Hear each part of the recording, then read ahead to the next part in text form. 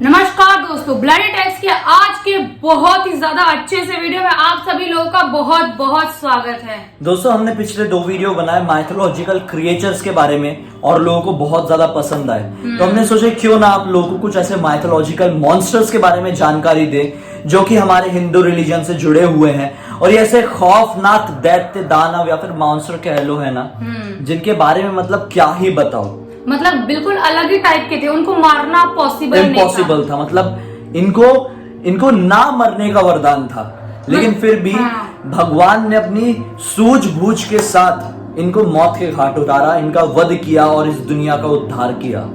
तो इस लिस्ट में सबसे 5वें नंबर में और मेरे हिसाब से सबसे ज्यादा ताकतवर राक्षस का नाम आता है, जिसका नाम है रक्तबीज।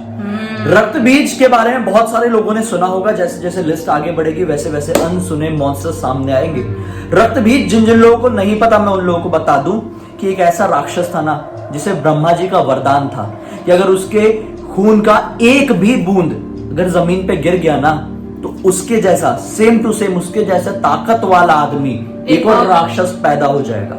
हाँ, इसीलिए उसे कोई लड़ाई भी करते और अगर उसका खून एक बूंद भी गिरा तो उसके जैसा एक और पैदा हो गया, फिर उसका एक खून मतलब जितना खून गिरेगा उतने रक्त बीज पैदा होंगे और बराबर ताकत वाले। इसीलिए लोग ना बहुत डर गए थे वो टाइम पे कि मतलब कैसे उसको हैंडल करे, कैसे उसे लड़ाई करे, क्योंकि लड़ाई होगी तो खून तो बहने ही वाला है। और वो जानबूझ के चाहता था कि मेरा खून बहे और मेरे जैसे और खड़े हो जाए और कोई मेरे से युद्ध जीत ना पाए। दरअसल उस जमाने में क्या चलता था, ये जितने भी राक्षस थे ना, ये तपस्या करते थे, भगवान को खुश करके उनसे आशीर्वाद प्राप्त कर लेते थे और फिर देवताओं से जाके लड़ाई करते थे। ब्रह्मा जी ज्यादा उनको मतलब दे थे वरदान देते थे, ब्रह्मा जी प्रसन्न होते थे, भगवान महादेव भी प्रसन्न होते थे और इनको वरदान मिल जाता था और देवताओं के ऊपर फिर ये लोग अत्याचार करते थे। लेकिन आखिर में मृत्यु तो होनी है, गलत की तो हार होनी ही होनी है। एक्चुअली शुंभ निशुंभ नाम के 2 राक्षस थे जो बहुत ही ज्यादा ताकतवर थे।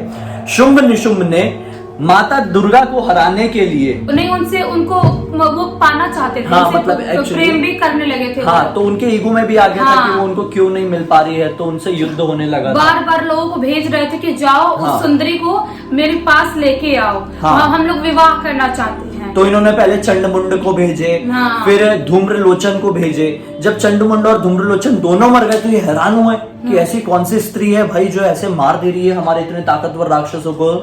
तो फिर इन लोगों ने भेजे रक्तबीज को जो इतना ज्यादा ताकतवर था, और फिर उसे मारने के लिए माता काली सामने आई। माता आदिशक्ति ने काली का मतलब रूप धारण किया और वो टाइम पे आके हाहाकार मचा दिया। और फिर मतलब रक्तबीज को कैसे मारी थी माता काली ने कि तलवार से उसका गला काटी और उनके पास एक समझ लो कटोरा जैसा था, खड़ग जिसको बोलते हैं, और उसमें उसका खून गिरता था और माता काली पी लेती थी। जी, दर में खून गिरता, उड़ उड़ उसका खून लोकती थी, पी जाती थी। खून ऐसे लोकती थी और मारती जाती थी, एक एक को मार रही थी, खून उसका लोक रही थी, पी रही थी। ऐसा करते करते उनका रूप इतना भयानक हो गया था कि उसको मारने के बाद भी वो उनको कंट्रोल करना मुश्किल हो गया था बहुत ज्यादा। हाँ, और फिर उनका गुस्सा बहुत तेज हो गया था, लोगों को लगने लगा था कि पूरी दुनिया खत्म हो जाएगी। तो फिर महादेव ने उनको रोकने के लिए उनके रास्ते में, उनके पति थे ना, तो उनके रास्ते में लेट गए और फिर जैसे उनका पैर उनके ऊपर पड़ा तब जाके वो रुकी पहली बार। मतलब उनको रोकने के लिए महादेव भी राह पाते हैं। इम्पॉसिबल हो गया था उनको रोकना।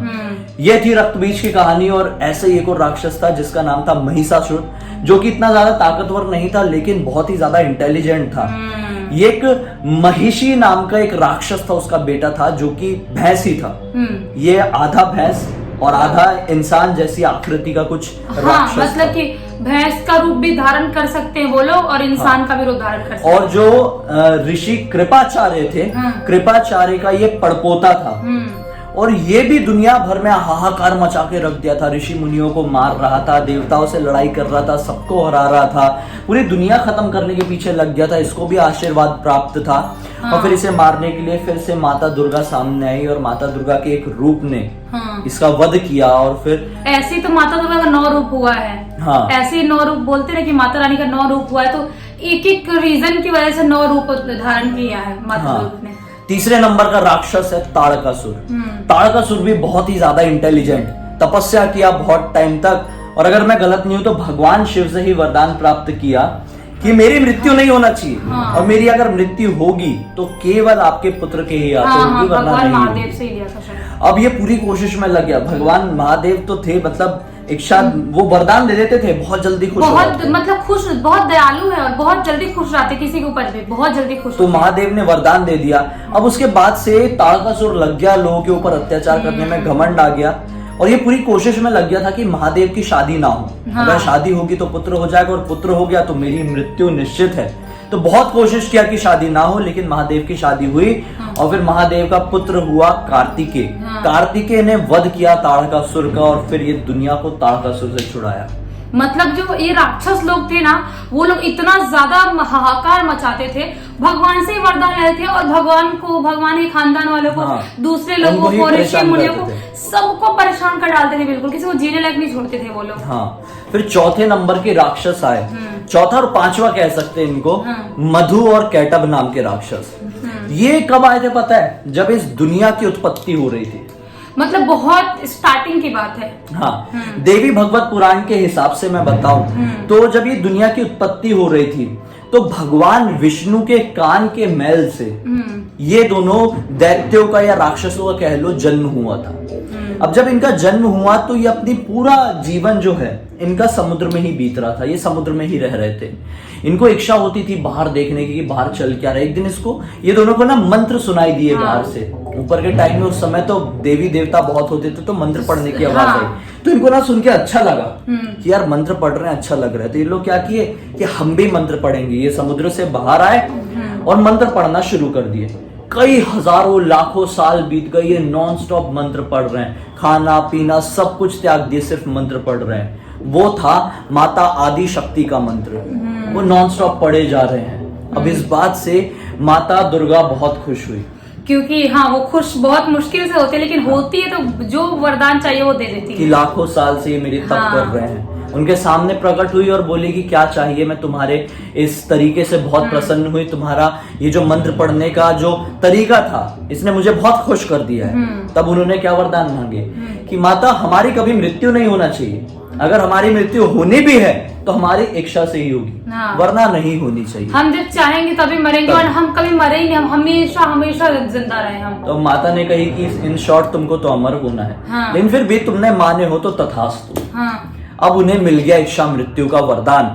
अब भाई किसी को इच्छा मृत्यु का वरदान मिले तो वो क्या हो जाएगा, बहुत ज्यादा घमंडी हो जाएगा। बौखला जाता है बिल्कुल। और थे तो वो असुर, तो वो बौखला गए, सबको मार रहे हैं, देवताओं को हरा दिए, इंद्र का सिंहासन पूरा हिला दिए, मतलब हाहाकार मचा दिए। इंद्र देव को ज्यादा फर्क पड़ता है, राक्षस आते थे उनके सिंहासन के ऊपर ज्यादा जाते हैं वो लोग। पूरी सृष्टि की काया पलट हो गई। अब ये लोग क्या किए, सबसे पहले पहुंच गए भगवान ब्रह्मा के पास। इन्होंने देखे कि भगवान ब्रह्मा तो बड़े अलग से दिखाई दे रहे हैं, कमल के ऊपर विराजमान है, हाँ, और इनकी जो छवि है बहुत ही ज्यादा अट्रैक्टिव है। तो बोले कि हम भी ऐसा बैठेंगे, हम भी ऐसा बनेंगे। तो भगवान ब्रह्मा को उनकी जगह से हटाओ। अब ये भगवान ब्रह्मा के ऊपर प्रहार करना शुरू कर दिए। तो भगवान ब्रह्मा को पता था कि ये तो मरने से रहे, ये तो मरेंगे ही नहीं, तो अभी कहाँ जाए। तो ब्रह्मा जी सबसे पहले गए भगवान विष्णु के पास, क्योंकि भगवान विष्णु ही सृष्टि के पालन करता थे। हाँ, मतलब कुछ भी ऐसा होता है तो वही आते सामने, जैसे अवतार भी लेते हैं। हाँ। कितने लोगों का नाश करते हैं राक्षसों का, तो इन शॉर्ट ये सब वही संभालते थे। तो भगवान विष्णु उस समय गहरी निद्रा में विश्राम कर रहे थे। भगवान ब्रह्मा ने उठाने की बहुत कोशिश की, लेकिन नहीं उठे। भगवान ब्रह्मा समझ गए कि निद्रा देवी का ही ये काम है, तो उन्होंने फिर निद्रा देवी महादेवी का उपासना की, उनको बुलाया अपने पास और कहा कि आप कैसे भी करके भगवान विष्णु को उठाइए, वरना ये सृष्टि खत्म हो जाएगी। तब जाके महादेवी की वजह से वो उठे भगवान विष्णु, और भगवान विष्णु को ये सब ज्ञात था कि ये क्यों हो रहा है, मधु कैटब कैसे कर पा रहे हैं, उन्हें क्या वरदान प्राप्त है, महादेवी ने ही वरदान दी है। तो अब क्या हुआ, भगवान विष्णु ने सोचे कि आप फिक्र मत कीजिए, मैं ये सब कुछ ठीक कर दूंगा। अब भगवान विष्णु चले गए उनके पास और बोले कि तुम क्या युद्ध कर रहे हो, क्या साबित करना चाहते हो? अगर तुम्हारे अंदर इतना पराक्रम है तो मुझसे युद्ध करो और मुझे हरा के दिखाओ तो मैं जानूं। उनका युद्ध शुरू हुआ और 5 लाख साल तक उनका युद्ध चलते ही रहा। अब कोई कैसे हार जाएगा? एक तरफ भगवान विष्णु और एक तरफ महादेवी से मतलब वरदान प्राप्त किए हुए ऐसे दैत्य जो कि मर ही नहीं सकते थे। युद्ध चल रहा है, भगवान विष्णु समझ गए कि कुछ गड़बड़ी है, ऐसे तो नहीं मरेंगे। उन्होंने वहीं पर मन में याद किया महादेवी को, और महादेवी ने बताया कि इन्हें ऐसा ऐसा प्राप्त है, अब इन्हें आपको अपनी सूझबूझ से ही मारना होगा। आप इन्हें अपनी बल से नहीं मार सकते। तो भगवान विष्णु ने क्या किए, अचानक से युद्ध करते करते रुक गए और भारी आवाज में बोले कि मैं बहुत प्रसन्न हुआ, आज तक कोई ऐसा नहीं आया था जो युद्ध भूमि में मेरे सामने टिक सके। तुम दोनों ऐसे पहले दैत्य हो जो इतने सालों से भीषण युद्ध कर पा रहे हो और अभी तक मेरे सामने टिके रहे। क्या वरदान मांगना चाहते हो मांगो, जो मांगोगे आज मैं तुमको दूंगा।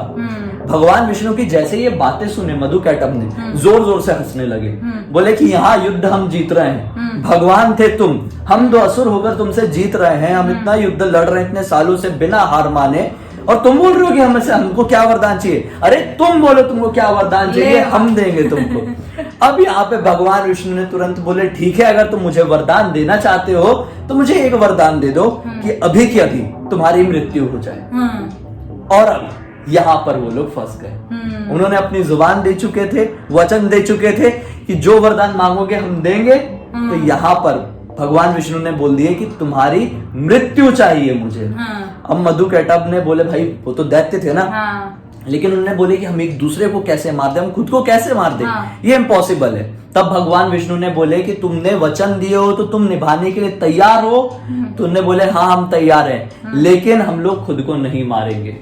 तब जाके भगवान विष्णु ने अपना परम अवतार लिए, वही अवतार जो भगवान विष्णु ने गीता के समय अर्जुन को दिखाया था, वही रूप में सामने आए और अपने थाइज में दोनों को बैठाए और अपने सुदर्शन चक्र से उनका गला अलग किए और फिर उनका वध किए, और फिर जाकर उनकी मृत्यु हुई। अब कैसे मृत्यु हुई, क्योंकि अब उनकी इच्छा थी, वो लोग रेडी, उन्होंने बोले हम रेडी हैं लेकिन हम एक दूसरे को मारेंगे नहीं। तब जाकर भगवान विष्णु के हाथों उनकी मृत्यु हुई। वो लोग जुड़े हुए भी थे ना ऐसे पूरा? नहीं, जुड़े हुए थे कि नहीं इसके पीछे इस पुराण में जिक्र नहीं है। अभी एक एक कहानियों का ना अलग अलग पुराणों में जिक्र होता है। अभी जैसे जो मैंने सुना है ना, ये देवी भगवत पुराण के हिसाब से है। हाँ, सब में थोड़ा अलग। और कोई दूसरा पुराण रहेगा ना, उसमें अलग तरह से जिक्र है। तो इसमें ना बहुत सारे लोग कंफ्यूज हो जाते हैं कि नहीं भाई तुम गलत बात है, और ऐसा नहीं वैसा है। एक्चुअली ये लोगों ने ना दूसरे पुराण के बारे में जानकारी सुने रहते हैं। तो मैं ऐसा नहीं बोल रहा हूँ कि आपकी जानकारी गलत है या फिर मेरी जानकारी थोड़ा थोड़ा तो अलग हो सब में हल्का हल्का चेंज रहता है, लेकिन ओवरऑल वही चीज रहती है, स्टोरी वही रहती है, लेकिन थोड़ा सा डिफरेंट हो जाता है, मतलब कि थोड़ा से इधर से उधर, लेकिन स्टोरी पूरी वही रहती है। अभी एक पुराण में जिक्र है कि भगवान विष्णु ने इनका वध करने के लिए एक अवतार लिए थे, और उस अवतार का नाम हयाग्रीव था, हयाग्रीव ऐसा कुछ तो भी नाम था, जिसमें भगवान विष्णु का जो अवतार था वो एक घोड़े की तरह दिखाई दे रहा था, और भगवान विष्णु ने उनको नीचे जल के नीचे जाकर उनको मारे थे। दूसरे पुराण में जिक्र है। तो ऐसा अलग अलग पुराण के हिसाब से जिक्र रहता है। खैर अभी यहाँ पर ये पांचों लिस्ट खत्म होती है खौफनाक मॉन्स्टर्स की। उम्मीद है आप लोगों को अच्छा लगा होगा, क्योंकि मुझे तो बहुत इंटरेस्टिंग लगती थी ये सारी चीजें बचपन से। तो मैं शायद रिलेट कर पा रहा हूँ और आप लोग भी रिलेट कर पा रहे होंगे कि अगर आप लोगों को बचपन से ये सब चीजें पसंद थी तो। अगर आप लोगों को अच्छा लगा और कोई नई जानकारी मिली तो इस वीडियो को जरूर लाइक कर देना, इस वीडियो को ज्यादा से ज्यादा शेयर कर देना, चैनल को सब्सक्राइब करके बेल आइकन को दबा के ऑल के ऑप्शन में क्लिक करना। अगर हमें पहली बार देख रहे हैं तो इंस्टा के लिंक इस वीडियो के डिस्क्रिप्शन बॉक्स में क्लिक करके डायरेक्टली वहां पर पहुंच जाना। चलिए हम कल फिर से एक और हैरान कर देने वाली जानकारी के साथ आप लोगों के सामने जाहिर हो जाएंगे। अगले वीडियो को लेकर कोई भी सुझाव हो तो जरूर बताना। तब तक के लिए बहुत बहुत धन्यवाद। आपका दिन शुभ हो।